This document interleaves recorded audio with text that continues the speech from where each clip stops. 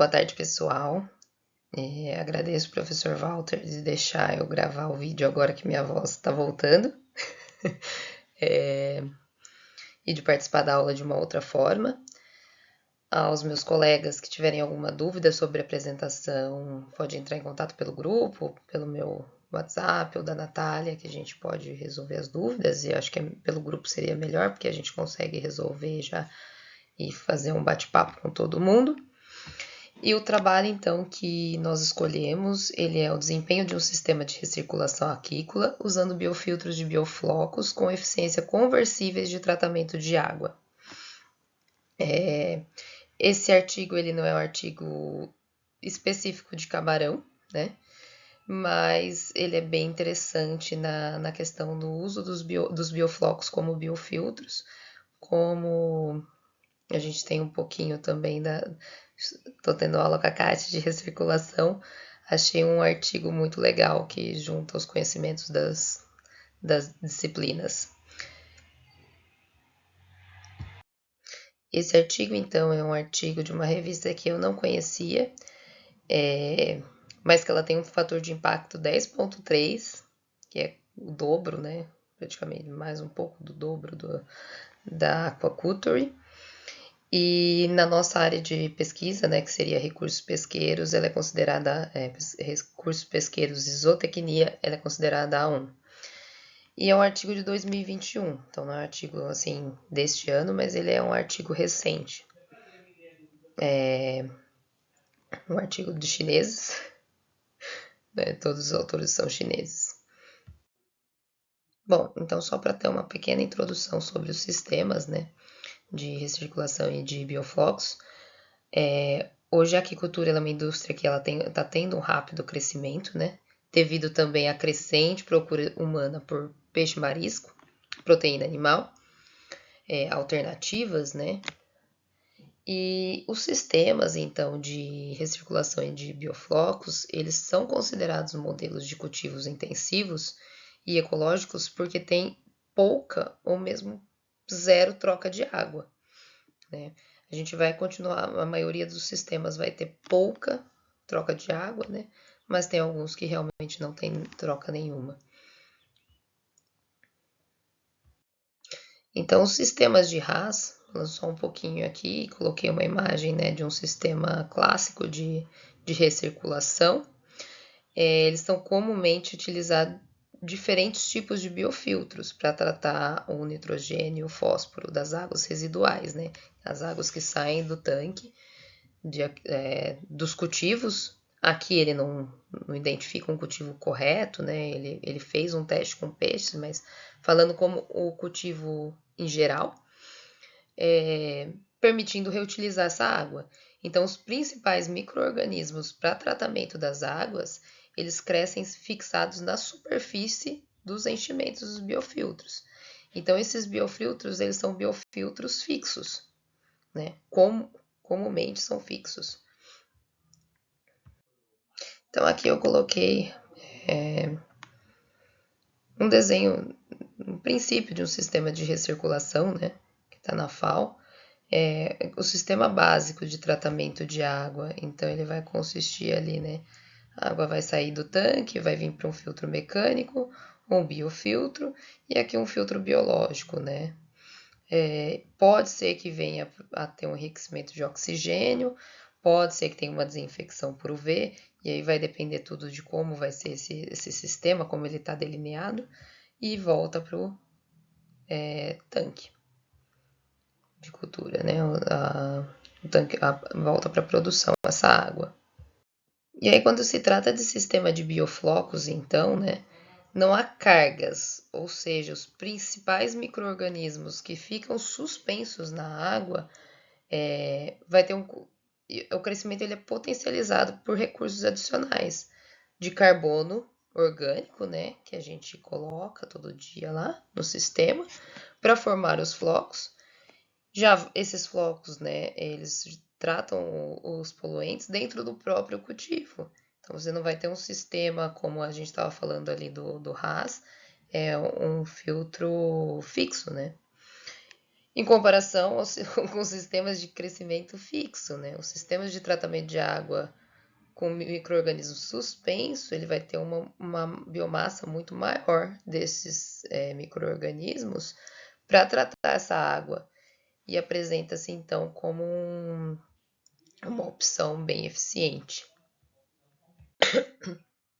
Então, os flocos dos sistemas de bioflocos, eles vão possuir um microambiente muito complexo, que ele vai ter um oxigênio dissolvido no centro, com carbono orgânico adicionado no sistema, e esse floco, então, ele é capaz de promover um ambiente próprio para o crescimento de bactérias nitrificantes e desnitrificantes. Isso causa um conflito menor entre a degradação heterotrófica e a nitrificação autotrófica em sistemas de crescimento suspensos do que em reatores de biofilmes fixos.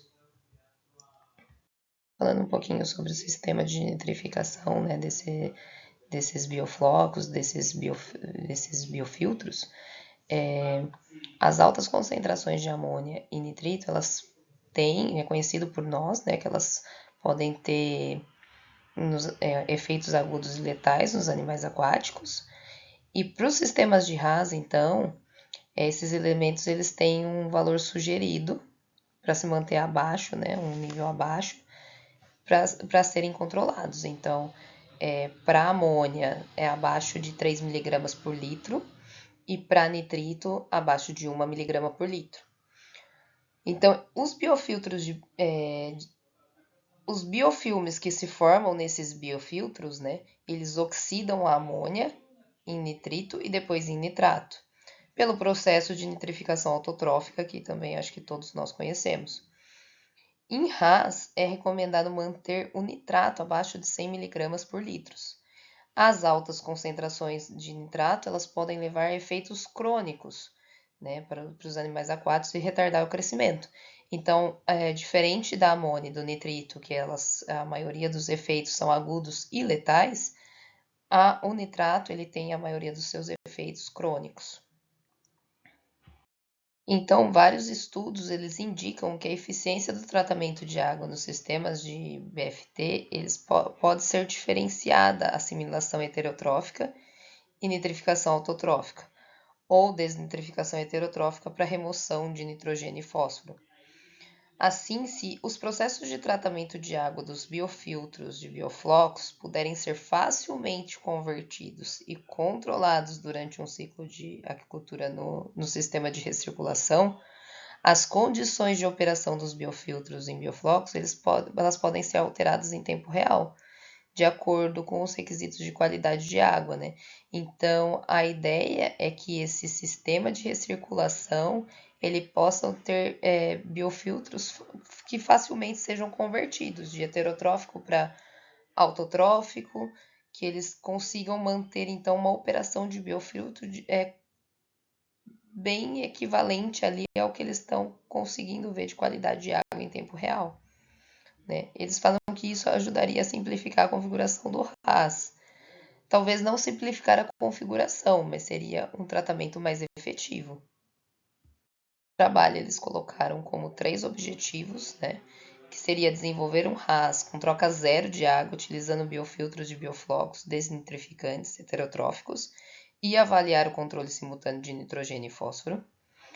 Avaliar se a ausência de adição de fonte de carbono pode alcançar rapidamente processos nitrificantes em biofiltros de bioflocos e avaliar o processo de conversão com base na diversidade funcional das comunidades microbianas.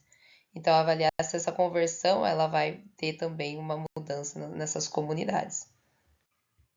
Então, esse é o modelo experimental deles, é bem simplificado, onde aqui eles mostram, né, os tanques, os reatores, né, que eles chamaram de reatores suspensos R1, R2. Aqui seriam os tanques de cultivo e aqui seria o tanque que ele chama de tanque tampão. Mais para frente ele detalha cada um desses tanques, mas aqui era só para a gente ter uma noção. E aqui, ele não mostra a divisão, mas na outra imagem tem a divisãozinha que ele faz com o tanque de sedimentação, né, que ele dividiu esse tanque com uma ripa em zona de reação, zona de sedimentação, próximo ao fundo ali do tanque. E aqui ele fala um pouquinho sobre o tanque que ele usou como heterotrófico e depois como ele queria fazer que isso se transformasse em um tanque de nitrificação de bioflocos sem adição de carbono. E aí mais para frente, então, a gente vai ver um pouquinho mais detalhado esses tanques. Eles fizeram, então, 3 dias antes de iniciar o experimento, 100 e 500 litros de água contendo flocos que já tinham sido inoculados foi colocado em cada biofiltros, e tanque de cultura, que seria o tanque lá que ele considera como tanque tampão. As características do inóculo foram de nitrogênio total de 73,96 mg por litro, sólidos totais 1.727 mg por litro, nitrato 26,59 mg por litro, nitrito 0,08 mg por litro e nitrogênio amoniacal total 2,24 mg por litro. Para o experimento como um todo, para ver se ele realmente era viável, eles fizeram então uma estocagem e manejo de peixes, onde, para manter a qualidade de água relativamente estável, gerando efluentes para o biofiltro de bioflocos, o sistema de RAS ele foi usado para a criação de peixes grandes, de N73, ele não colocou os tamanhos, mas falou que eram peixes grandes. A alcalinidade e o pH eles não foram ajustados, não houve adição de qualquer substância ácida ou alcalina dentro do experimento. E não houve troca de água. Foi adicionada a água que tinha que compensar a perda por evaporação. E aqui então a gente tem o esquema dos filtros, como eles lidaram com os filtros durante o experimento. Então começou o R1, que eu falei reator 1, reator 2, que eles chamaram. Então, os dois começaram, então, como um sistema de desnitrificação heterotrófica com adição de carbono. E aqui, um dos filtros, o R1, eles converteram para nitrificação. Então, eles pararam a adição de carboidrato. E o R2, para fazer a comparação, eles mantiveram, então, a adição de carboidrato, mantendo esse filtro como um heterotrófico de desnitrificação. E aqui, então, eles tiveram simultaneamente a remoção de nitrogênio e fósforo, o tratamento da água durante o período de conversão desse filtro de R1 e então viram qual seria a função e a comunidade microbiana desses filtros. Então aqui, pessoal, a gente tem um esquema do sistema de biofiltros, Na verdade, a gente tem um esquema total, mas tentando focar nos reatores. Então a gente tem esses dois reatores que são instalados como um único dispositivo de tratamento de água nesse sistema de RAS. Seria o reator 1 e o reator 2, que a gente já tinha conversado. Cada biofiltro desse está dividido em duas partes, que eu acho que eu tinha comentado com vocês, que aqui eles colocaram uma ripa. E então foi dividido em zona de reação e zona de sedimentação. Eu tô passando aqui a mão assim, mas ninguém tá vendo nada. Desculpa. Então aqui a gente pode ver, nessa ripa que eles colocaram para fazer então uma zona de reação e uma zona de sedimentação. Aqui ele coloca então onde fica cada integrante desses reatores e desse sistema. Então aqui saída de bioflocos, as válvulas, medidor de vazão. E assim ele consegue também fazer um design da onde então está vindo a água, para os tanques. Esses seriam os tanques de cultivo, esses dois, Eles têm aqui um tubo de conexão entre eles. E aqui a gente pode ver que essa água ela vai primeiro passar pelo tanque tampão, que é onde vai estar os afluentes de bioflocos. E a partir disso, então, ela segue aqui através da bomba, para os reatores. fizeram todas as análises de qualidade de água, né? Mediram todos os parâmetros e fizeram a análise metagenômica, então, para avaliar a comunidade bacteriana do sistema. Bom, vamos lá, então. Aqui ele começa a fazer a apresentação dos resultados dele para nós. E durante a operação de 43 dias, né? É sobre o desempenho, então, do RAS usando os biofiltros heterotróficos. Então, aqui a gente vai ter o gráfico A,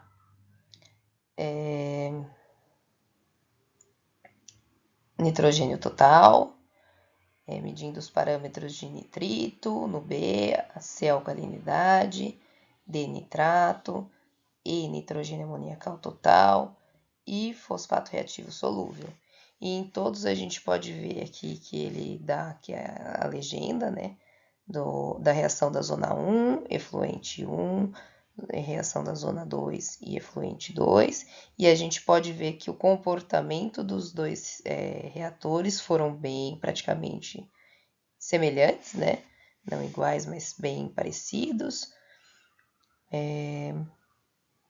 Então, o resultado dele é que realmente esses reatores, quando usados como filtros heterotróficos, aqui nessa escala piloto, eles foram bem parecidos em desempenho. Bom, então, mais um resultado que ele obteve foi quando ele avaliou as mudanças, né, do carbono orgânico dissolvido, aqui em A, o carbono orgânico dissolvido dividido por nitrogênio total dissolvido, né, que seria a relação CN, né, carbono e nitrogênio, e aqui oxigênio dissolvido nos filtros, né, em R1 e R2. Aqui, então, a gente tem a mesma legenda que a gente tinha, né, vermelho, os dois vermelhos são a zona de reação e efluente de R1, e azul, reação e efluente de R2. Então, aqui o que a gente consegue ver é que, como não houve, né, uma conversão de nitrificação, não foi testada em R2, o carbono orgânico dissolvido na zona de reação de R2, ele aumentou instantaneamente para altas concentrações quando houve, então, a adição de carboidratos, né? Desculpa, de carboidrato, de fonte de carbono. E aí elas diminuíram para níveis originais, né? Aqui dentro de 4 horas. Então a gente vai ver que ela tem um aumento e a cada vez que foi inserido esse carbono, essa fonte de carbono, ele tinha um pico e depois abaixava para os níveis originais. Então, por causa disso, né, a nossa relação de carbono e nitrogênio na zona de reação R2 também foi inicialmente superior e depois ela teve, então, uma diminuição para os níveis que considerado ali normais. Então, após cada adição instantânea de carbono, o oxigênio dissolvido na zona de reação no efluente, que seria a zona de sedimentação de R2, ela diminuiu imediatamente, como que a gente pode ver aqui, né? Ela diminui. Também teve esses picos, né? Só que aí em relação à diminuição. E depois aumenta e volta aos níveis originais. E aí aqui ele demora um pouquinho mais, em 8 horas, né? Nos outros dois ali que a gente vê na relação carbono-nitrogênio e mudança de carbono orgânico dissolvido, esses níveis voltavam em 4 horas. Aqui, então, ele vai demorar um pouquinho mais e vai voltar aos níveis originais em 8 horas. E esses valores, então, os autores comentam que foram semelhantes da operação de RAS dos 43 dias, né, os primeiros 43 dias. Aí, Os autores eles dão várias justificativas e várias coisas que eles falam que poderiam acontecer, né? Fazendo já uma discussão ali junto com os resultados.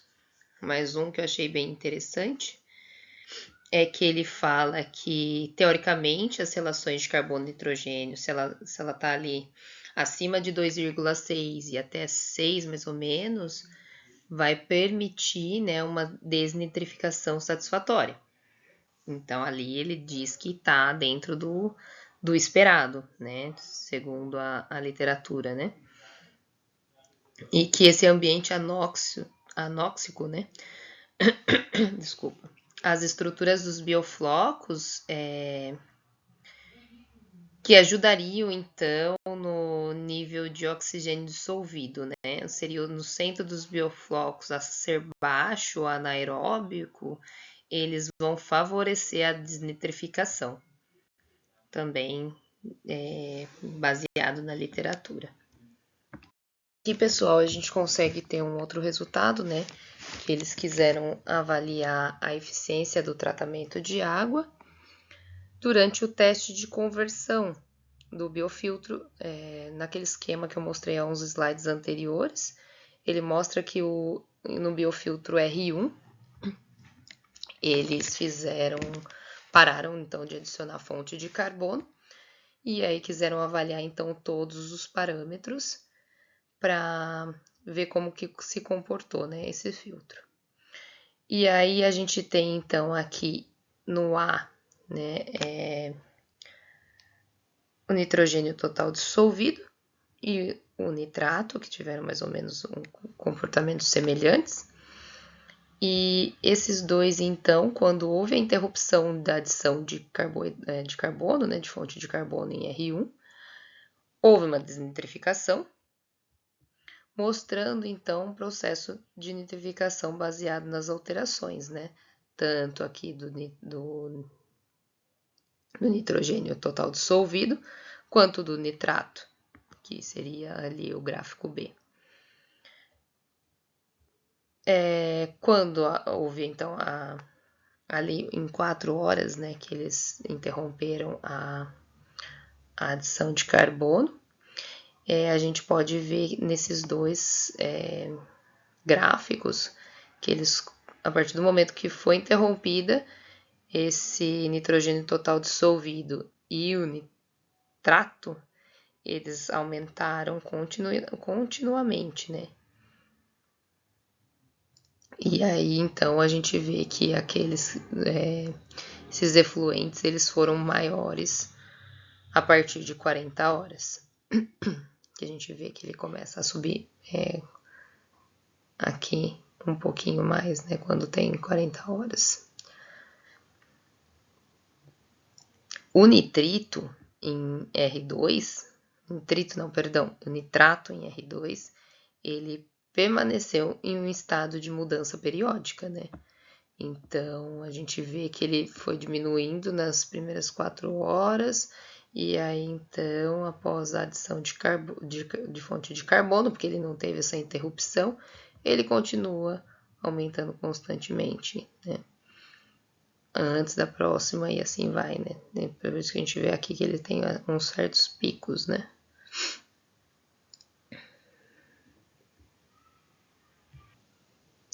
Bom, então aqui avaliando a figura 3, 3C, desculpa, que seria C, né? A gente pode observar que a alcalinidade de R1 ela diminui constantemente e foi menor do que o influente após 32 horas. Aqui. E ela continua baixando. Enquanto de R2 aumentou nas primeiras 4 horas e após a adição de fonte de carbono, depois diminuiu antes da próxima adição. E assim foi. Agora aqui avaliando então o nitrito, né? A gente pode ver que o biofiltro, o BFT, eles foram eficazes, né? Tanto o R1 quanto o R2 na remoção de nitrito. E o efluente de R1, a gente pode ver aqui, ele esteve constantemente próximo de zero, né? E já no efluente de R2 aqui, a gente pode ver que houve uma flutuação periódica, né? Após a adição de carboidratos, mas que também se manteve um pouquinho só superior a 0,2 miligramas aqui. Bom, então, pessoal, aqui ele fez a classificação taxonômica de bactérias, né, dominante dos filos, filo, desculpa, R1 é o que não está pontilhado, R2 são as barrinhas pontilhadas, e as cores são de um filo, de cada filo, né, de bactérias encontradas. E aqui, então, 0 hora seria a que teve a parada de adição de carbono em R1, né? E até então, proteobactérias era o filo mais dominante, tanto da zona de reação R1 quanto de R2. A gente consegue ver aqui, né? A barrinha verde nos dois reatores. E actinobactéria, né? E sacaribactéria, que seria azulzinho, que já também não é, na verdade, nada tão significativo como as proteobactérias.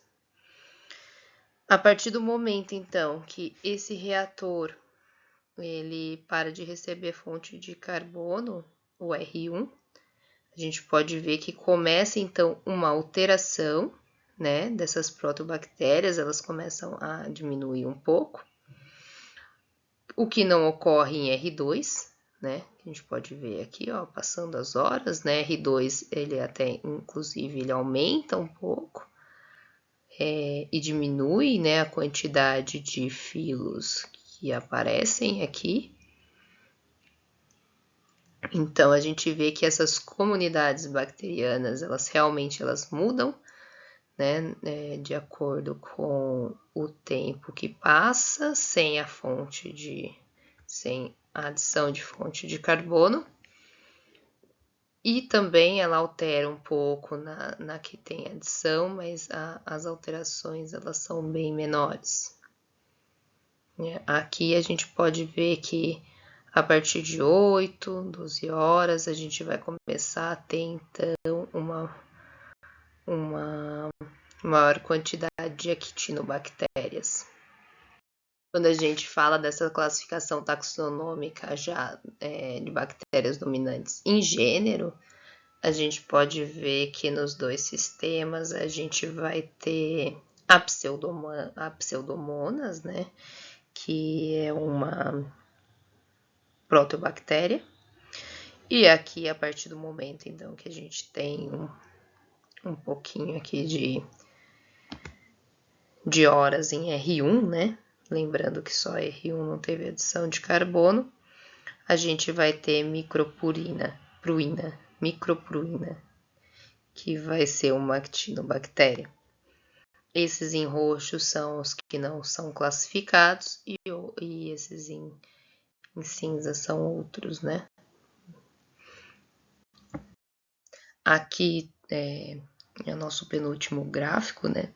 Eles fizeram uma análise de redundância para avaliar, então, a relação entre os fatores ambientais e a comunidade microbiana durante o período de conversão do reator R1. E aqui eles, então, puderam comparar R1 com R2, né? Essa correlação ela é negativa quando ela vem para a esquerda e uma correlação positiva quando ela está à direita, né? E então, o que a gente pode ver, né? Os comprimentos da seta, quanto maior aqui, eles são mais correlacionados, positivamente ou negativamente. Então, aqui a gente tem oxigênio dissolvido, ele é correlativamente negativo quantidade de carbono e nitrogênio, né? E isso foi muito bom para R1 no processo de nitrificação, então a gente pode ver que ele tem uma correlação consistente. Então, as conclusões, né, dos autores é que esse estudo ele indica que os biofiltros de bioflocos no sistema de recirculação poderiam tratar simultaneamente nitrogênio e fósforo com desnitrificação heterotrófica ou ser rapidamente convertidos em processos nitrificantes, interrompendo só a adição de fonte de carbono. Esse sistema de biofiltro ele poderia ser usado para tratar diferentes tipos de poluentes, o que simplificaria a configuração do RAS e atenderia às demandas de qualidade de água em tempo real. Então, assim, a dúvida, né, que ficou para todos nós, eu e Natália, é que se isso seria viável, né, você usar apenas esse filtro como um filtro biológico no sistema de RAS, se é viável, né, em um sistema de produção mesmo. E, assim, a nossa opinião sobre é que talvez isso aliado a outros filtros, a outros suplementos que tem dentro do sistema de RAS, poderia ser sim um biofiltro, né? Um filtro biológico de bioflocos. Não, a gente não contesta essa efetividade, mas talvez uma readequação para ser viável no sistema de produção. Bom, pessoal, então eu agradeço a atenção. Desculpa pela voz, né, pela apresentação não muito contínua. Eu parei milhões de vezes para poder tossir, mas acredito que eu tenha conseguido passar um pouquinho do que a gente gostaria de passar para vocês. A gente está aberta a discussões, a sugestões, e eu agradeço bastante a vocês. Qualquer coisa a gente pode debater alguma coisa, se vocês ficarem com alguma dúvida também, né, do que foi apresentado, dos resultados, a gente está à disposição aí no grupo para tirar dúvidas, tá bom? Muito obrigada e uma boa tarde para todos.